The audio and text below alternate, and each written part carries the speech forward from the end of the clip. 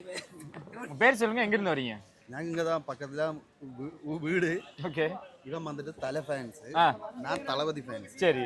இருந்தாலும் கொஞ்சம் தள்ளி வைங்கண்ணா. ஆ அப்போது இப்போ தளபதி படம் இறங்கினாலும் தலை படம் இறங்கினாலும் எங்கள் ஊரில் தீபாவளி தான். ம் இவனும் ஃபேன் ஷோக்கு வருவான். இப்போ அவன் தலை ஃபேன்ஸ் சொல்லிட்டு வராமல் இருக்க மாட்டான். நானும் இப்போ தளபதி ஃபேன்ஸு, தலை படம் இறங்குனா நானும் போவேன். நாங்கள் எங்கள் ஊர்லேயே அப்படியே ஆகும். தலை வேற தளபதி வேற அப்படின்னு இல்லை.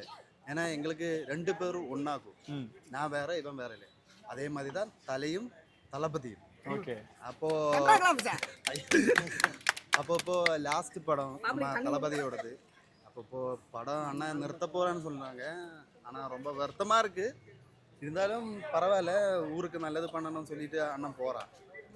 அப்போ எல்லாமே நல்லா நடக்கட்டும் சொல்லிட்டு தான் தலை ஃபேனும் தளபதி ஃபேனும் தலை ஃபேனும் நம்ம ஊரில் எல்லாரும் அப்படி தான் நல்லது பண்ணால் போதும். பின்ன நம்ம ஊரில் இதே மாதிரி இப்போ விஜய் தளபதி பார்ட்டி வரணும்னு சொல்லி நாங்களும் எதிர்பார்த்துட்டு இருக்கிறோம். அது வந்தால் நாங்களும் அதே மாதிரி தலை ஃபேன்ஸும் தளபதி ஃபேன்ஸும் அதுக்கு வேண்டி முயற்சி பண்ணணும். சூப்பர். அப்போ நமக்கு யார் வந்தாலும் நல்லது பண்ணணும். புரியுதாண்ணா? நீ ஏது பார்ட்டியாக இருந்தால் பரவாயில்ல. இப்போ தளபதிக்கு ஒரு சான்ஸ் கொடுத்தா கொஞ்சம் பெட்டராக இருக்கும். ஏன்னா இப்போ ரொம்ப வருஷமாக அம்மா பார்ட்டி, இப்போ ஸ்டாலின் பார்ட்டி அவங்க தானே போட்டி போட்டு பண்ணிட்டு இருக்காங்க.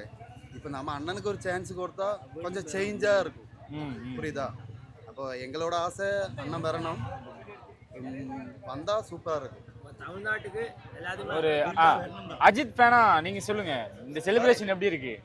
சூப்பராக இருக்கும் அண்ணா. எங்கள் விஜயோட படம் வந்தாலே திருவிழா உங்கள் ஊரில் சொல்கிற மாதிரி அடிப்படையாக இருக்கும். தலை ரசிகர் கரெக்டாக அஜித் ஃபேன்ஸ். ஓகே.